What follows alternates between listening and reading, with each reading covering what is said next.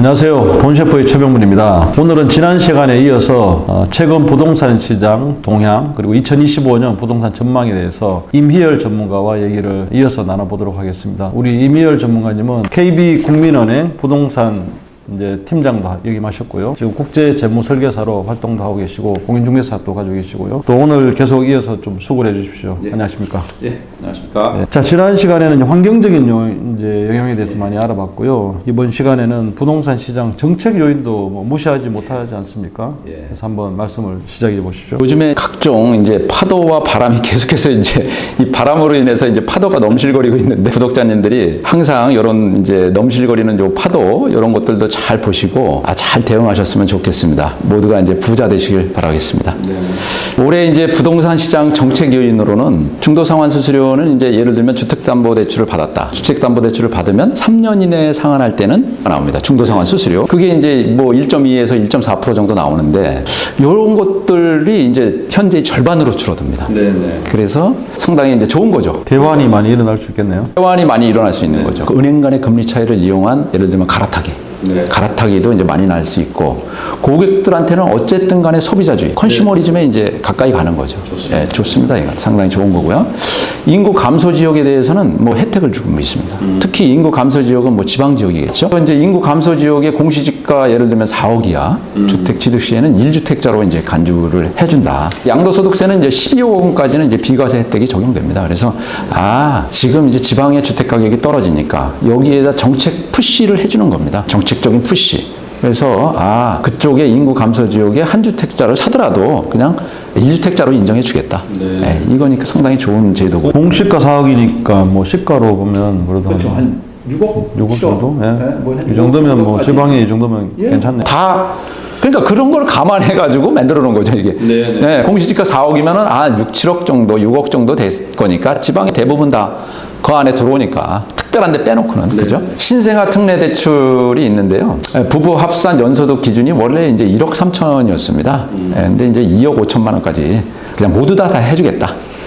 이 정책 의도는 모두 다 해주겠다. 무조건 받아라. 추가 출산 시 금리 우대도 해줍니다. 0.4%. 물론 약간의 이제 정책이 완벽하게 시행되면 변동될 수는 있는데 현재 나온 안으로 보면은 가지고 상당히 혜택을 주는 거죠. 그래서 주택 가격 9억 이하, 대출은 5억 원 이하에서는 뭐 이렇게 많은 혜택을 드리겠다. 이런 정책을 가지고 있는 거고요. 재건축 규제 완화입니다. 규제 완화로 재건축 기간이 최대 이제 3년 단축되는데 재건축을 하게 되면 이제 보통 10년에서 13년 정도, 13, 14년 걸리는 건데 3년 단축하니까 뭐 7년에서 10년 정도로 다 빨리 이제 이렇게 소비자의 욕구를 충족시킬 수 있는 거예요. 이거는 결국에는 이제 공급 확대 전략이죠. 네, 대표님. 공급 확대와 주택시장 활성화에 이제 기여하는 그런 겁니다. 청년주택은 우리 신생아 특례 대출 이런 거하고 맞물려 가지고 분양가의 80%까지 대출을 해주고요. 금리는 최저 2.2%에서 19세에서 34세 이하, 연소득 7천만 원 이하, 부부 합산 1억 원 이하 해가지고 청년들로 하여금 대출을 갖다 많이 펌핑을 해주겠다. 그래서 최근에 1월 주택시장 동향을 보면은 수도권 지역은 매매 가격 상승폭이 이제 축소되고 거래 감소세가 지속되면서 시장이 이제 빠르게 위축되고 있다. 조금은 이제 완화되고 있는 거죠. 그래서 특히 그동안 가격 상승세를 주도한 서울의 주택 매매 거래량이 이제 감소했었죠. 전월 대비해 가지고 예를 들면은 12월 대비해서는 약 19% 정도 감소했는데 다행스럽게 2월에 들어와 가지고 봄 기운이 약간씩 서울의 메인 강남, 서초, 송파를 중심으로 한 토지거래 허가구역 해제 이런 것들의 이제 정책이 나와서 봄 기운이 서서히 들지 않나 이렇게 보고 있습니다. 자, 그리고 재밌는 거 준비해 오셨네요. 이제 역대 정권별 집값 변화 추이 재밌게 저도 봤는데 한번 말씀해 주십시오. 예, 요거는 이제 우리 구독자님들이 상당히 갈팡질팡하고 고민하고 계실 때 요거를 잘 지켜보시면 어느 지역에서는 어느 대통령 때 예를 들면 김영삼 대통령, 김대중 대통령 93년, 98년 김영삼 대통령 예를 들면 금융실명제를 실시하고 부동산 실명제를 실시했지 않습니까? 네. IMF 이제 사태도 있었고 그 다음에 이제 김대중 대통령 때 부동산 규제를 완화한 거죠. 토지 공개념도 예를 들면 완화했었고 투기 과열지구를 이제 지정했던 거고, 노무현 대통령 때는 2003년도부터 해가지고 이제 부동산 투기와의 전쟁 선포, 부동산 투기와의 전쟁 선포를 했었죠 그때. 그럼에도 불구하고 이제 상당히 이제 많이 올랐네요. 폭등을 했었죠 그때. 이명박 대통령 때는 이제 예를 들면 뭐 글로벌 금융위기 2008년 보금자리 주택을 공급했고 부동산 규제를 이제 이렇게 대폭 완화했습니다.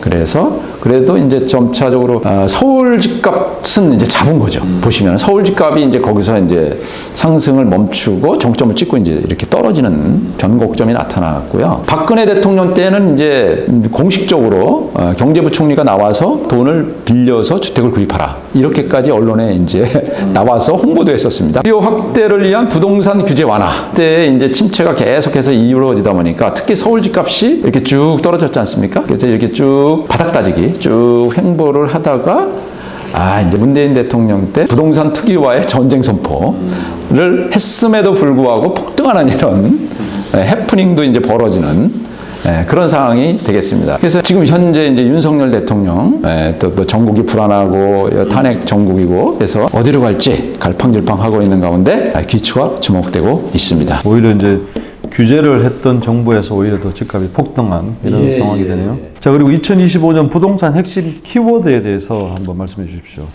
뭐 재미난 게 있어서 우리 이제 구독자님들과 공유하고자 이제 합니다. 커스터마이징입니다. 첫 번째는 커스터마이징. 올해 부동산 트렌드의 핵심 키워드입니다. 사실은 마이크로 양극화. 마이크로 양극화라는 게 이제 그 극단적인 거죠. 가격이 상승하는 데는 계속해서 상승하고, 뭐 하락하는 데는 또 계속해서 하락하고. 커스터마이징, 자기 입맛에 맞게 맞추는 겁니다. 또 비상, 뭐 이런 것들이 있는데 다양한 평면을 가진 아파트가 공급되는 등 커스터마이징이 확산될 것이라고 이제 예측되고 있고요. 이게 고정식 아파트 평면에서 이제 좀 탈피하는 겁니다. 고정식에서 탈피하고 소비자가 공간을 변형할 수 있는 거죠. 이렇게 모듈러 시스템. 우리가 생산 시스템을 보면 과거에 이제 포드 시스템, 컨베이어 벨트에서 모든 기능공들이 앉아서 자동차를 조립하는 거죠. 표준화되고 규격화되어 있는 이제 포드 시스템인데 이 모듈러 시스템으로 가면서 모듈러는 각계 전투인 거죠. 각 개별 수요에 맞게끔 이런 것들이 이제 대세가 되고 있고요. 비상입니다. 또한 비상. 부동산 건설 산업이 어려운 상황 속에서도 원가 절감과 같은 이제 관행적 노력을 넘어서서 특히 이제 노인주거 상품 개발, 그다음에 그린 리모델링 등 새로운 영역으로 나아가는 산업의 방향성을 이제 뭐 비상한다. 뭐 이렇게 이제 표현을 했고요. 마이크로 양극화, 뭐 너무 잘 아시는 거죠. 서울 지방 간 양극화 심화. 서울도 예를 들면은 뭐 가격이 높은 데와 낮은 데의 양극화 심화, 뭐 이런 것들이죠. 그래서 KB 부동산 월간 주택 가격 동향 조사에 따르면 2025년 1월 기준 전국 아파트 5분위 배율, 5분위 배율은 이제 10.9다. 상위 20% 안에 드는 아파트의 가격이 하위 20% 아파트 가격의 뭐 11배죠, 11배. 5분위 배율. 이런 것들을 뭐 잘 보시면 또 재미나게 유의미한 그런 결과를 보실 수가 있겠습니다. 그다음에 이제 지금 잘 살 것, 뭐 나중은 뭐 필요가 없다. 지금 잘 살 것, 지금 잘 살 것. 초긍정 마인드고요, 원형적 사고입니다. 원형적 사고.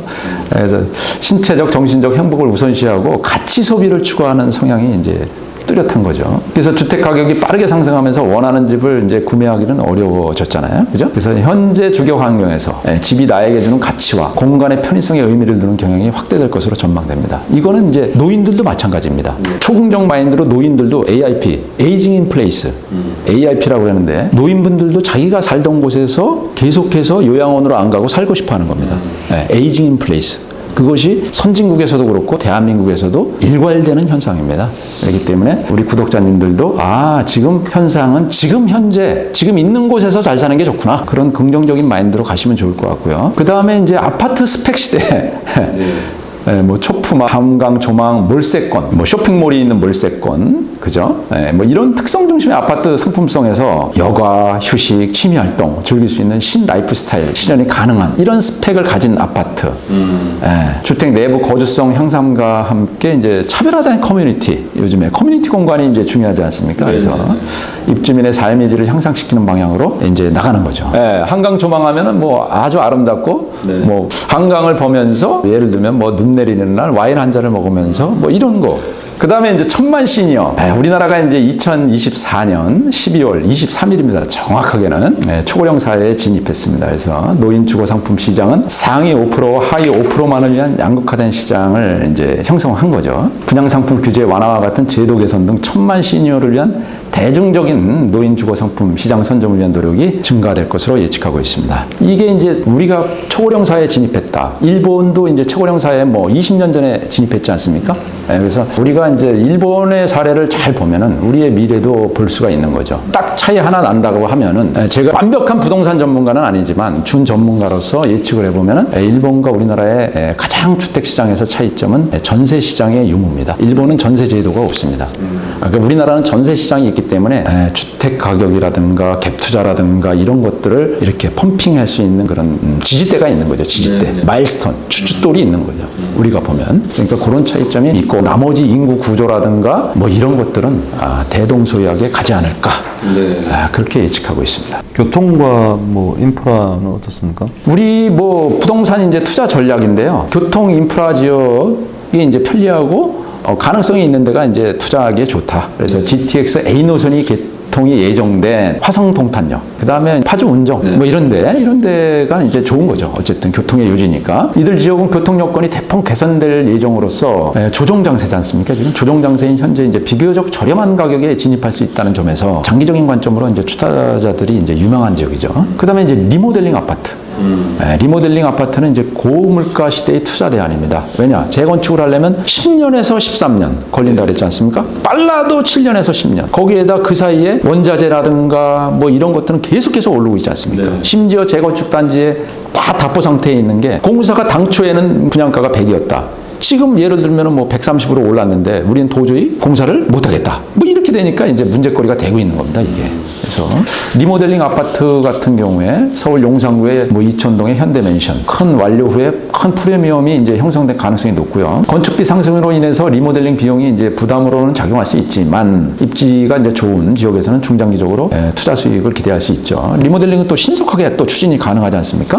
그래서 신축 아파트와 재건축 아파트에 비해서 투자 비용이 이제 낮게 되니까 뭐 입지적인 여건만 좋다면 리모델링 아파트도 좋으실 것 같다. 그 다음에 이제 대세는 스몰 사이즈 소형입니다. 소형화.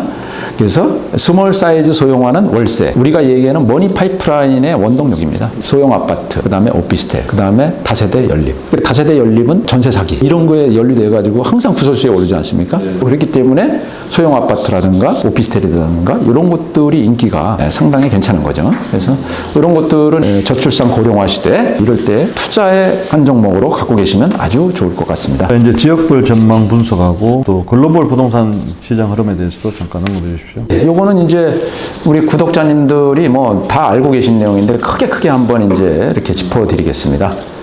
서울을 보면은 강남 지역은 고급 주택 수요 지속이죠. 강북 지역은 재개발 및 재건축 사업이 이제 활발하니까 그쪽을 보시면 될 것 같고, 수도권은 서울 접근성이 좋은 지역은 가격 상승세가 이제 지속되니까 그래서 신도시 공급 과잉 우려가 있다. 진출입이 좋은 곳, 서울시에 뭐 이런 것들이 테마가 되고, 지방은 인구 감소 및 경제 활동 뭐 위축 등으로 인해서 부동산 가격 하락 가능성이 매우 높은 그런 상황입니다. 글로벌 부동산 시장은 대략적으로 이제 알고 계시면 되는 거고요. 미국의 이제 금리 인상 여파로 가격 조정이 이루어지고 있습니다. 미국에. 그러나 이제 뉴욕이라든가 LA라든가 샌프란시스코 이런 거 같은 경우에는 여전히 이제 강한 수요를 유지하고 있습니다. 기준금리가 이제 4.5%죠. 여기에서 이제 말씀드렸다시피 비둘기파가 우세했었는데 트럼프가 테리프 관세를 갖다가 무차별 지금 부과하고 있기 때문에 이것이 가격 상승 압력으로 인해서 매파가 이제 다시 득세하지 않을까. 그래서 트럼프 대통령의 알력이 상당히 심화될 것으로 예측되고 있습니다. 일본은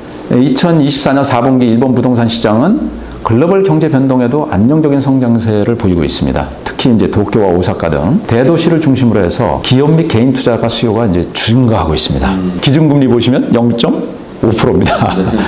도쿄의 2024년 4분기 인구는 약 1,425만 명입니다. 전년 동기에 비해서 0.6%가 증가했습니다. 반면 지방 도시는 인구 감소와 부동산 가격 하락세가 지속되고 있습니다. 중국 시장은요, 부동산 시장이 이제 약간씩 회복되고 있습니다. 20대 도시, 중국의 20대 도시 신축 주택 거래 면적이 30% 이상 이렇게 급증했고요. 1선, 2선 도시에 중심으로 해가지고 거래량이 이제 증가가 되고 있습니다. 그래서 중고주택 거래와 토지 시장도 활기를 띠고 있는 상황입니다. 중국의 기준금리는 현재 3.1%를 유지하고 있습니다. 얼마 전까지만 해도 중국의 이제 미분양 주택이 6천만 채. 공식적인 통계 6천만 채가 이제 된다고 그래가지고 비공식적으로는 뭐 9천만 채, 뭐 1억 채 가까이 뭐 이렇게 된다고 그러는 건데 이런 것들이 이제 상당히 중국의 통화, 팽창 내지는 그 다음에 이제 정부의 적극적인 개입 뭐 이런 것들로 인해서 이제 펌핑을 한 거죠, 펌핑. 인위적으로 펌핑을 해가지고 심폐소생술을 한 겁니다. 그래서 2024년 부동산 경기 침체와 소비 투자 심리 위축이 경기 회복에 이제 발목을 잡고 있다. 뭐 그런 내용이고요. 우리 이제 구독자님들은 과도한 대출을 받아가지고 이제 투자하는 거는 주의하셔야 됩니다. 밤잠을 설치거나 이러시면은 상당히 어렵고요. 투자자는 자신의 현금 흐름을 철저히 검토한 후에 투자 금액을 좀 결정하시고 좋고, 실수요자다. 내가 살 집이다. 이러면은 역대 정권의 주택가격 상승률을 보셨듯이 그런 거를 믿고 가시는 거죠. 야, 이거 뭐 좀 더 있다가 주택가격이 떨어지지 않을까. 뭐 이런 거를 예측하시기보다는 그런 것들을 믿고 장기 트렌드, 장기 패러다임을 믿고 가시는 겁니다. 실수요일 경우에는. 그러나 갭 투자나 투기 수요일 경우에는 상당히 좀 좌우를 잘 살피시면서 접근하셔야 되겠다. 뭐 그런 겁니다. 그 다음에 이제 입지 조건은 뭐 당연히 잘 아시는 교통, 생활 편의성, 자연 환경 등. 요즘에는 이제 이 습세권, 습세권이 이제 앞으로 대세가 됩니다. 생활 편의성도 중요하지만 생활 편의성은 이제 몰세권이죠. 몰세권. 쇼핑몰이 뭐 옆에 있다. 몰세권. 그다음에 이제 잘 아시는 정책 변화 리스크, 특정 지역의 토지 거래 구역을 해제했다. 뭐 이런 것들을 잘 보셔야 되고, 럭비공처럼 어디 튈지를 모르는 이 정부 정책 이런 것들은 저희 한국 재무설계의 돈 셰프와 함께 뭐 실시간은 안 되더라도 이렇게 전문 정보들을 모아서 우리 구독자님들한테 최선을 다해서 전달해 드리도록 하겠습니다. 감사합니다. 자, 여기까지 2025년 부동산 투자 전망, 그리고 이제 여러 가지 환경적, 정책적 요인에 대해서 이제 우리 임희열 전문가와 얘기를 나눠봤습니다. 부동산 투자도 반드시 전문가와 상담을 통해서 정확한 그런 투자가 필요한 시기입니다. 자, 수고해주신 임희열 전문가님 감사합니다. 예, 수고하셨습니다.